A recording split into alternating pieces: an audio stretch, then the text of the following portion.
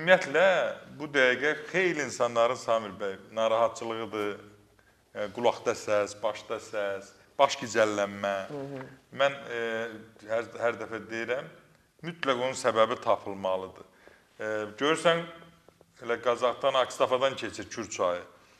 Kür çayı harada genişdir, heç bir səs yoxdur. Bilmirsən orada çay var. Harada daralırsa onun məcərası. Onun səsini neçə kilometrdə eşitsən onun şırıltısını. Beyin damarları da elədir. Beyin damarlarında normal yarananından damarın keçiriciliyi normalsa heç nə hiss eləmirsən.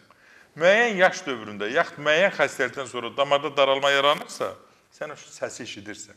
Daimi səni incidir. Bir də təbii ki, onun yaranmasına, indi bu qardaşda yoxdur, şəkər xəstəliyidir, qan təzyiqidir, sonra elementlərin çatışmamazlığıdır qanda, vitaminlərin çatışmamazlığı, əsəbi gərginlik, indi bu dediyinə görə əsəbi gərginlik var.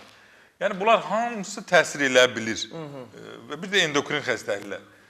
Təsir elə bilir o səsin əmələ gəlməsinə. Və yaxud da ki, migren. Migrenin başda səs və yaxud baş gicəllənmə ilə olan növü var. Ağrı yoxdur. Yaxud da ki, ağrı da yanaşı var. O nə cür olur, doktor? Əlamətləri necədir? Eyni əlamətlərdir. Ağrısızdır, başda səs var ya baş gicəllənmə var. Bu şəkildə özünü göstərir Samir bəy. Onun da müalicəsi üçün mütləq o aydınlaşdırılmalıdır ki, element çatışmamazlığındandır, yoxsa damarlarda olan kireçləşmə ilə, daralma ilə mi əlaqədərdir, nə ilə əlaqədərdir? Onu Allah qoysa Bakıya gələndə gələrsiniz, Doktor Seyfəddin klinikasına, dərdini taparıq, dəqiqləşdirək səbəbini və Allahın köməyi ilə kömək elərik.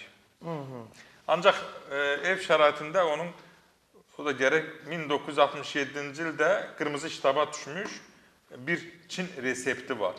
Orada sarımsaqla spirtdən hazırlanır və damcı ilə qəbul edilir. Kireçləşmiş damarlar varsa onu açmaq üçün istifadə olunur. Çox gözəl effekt verir.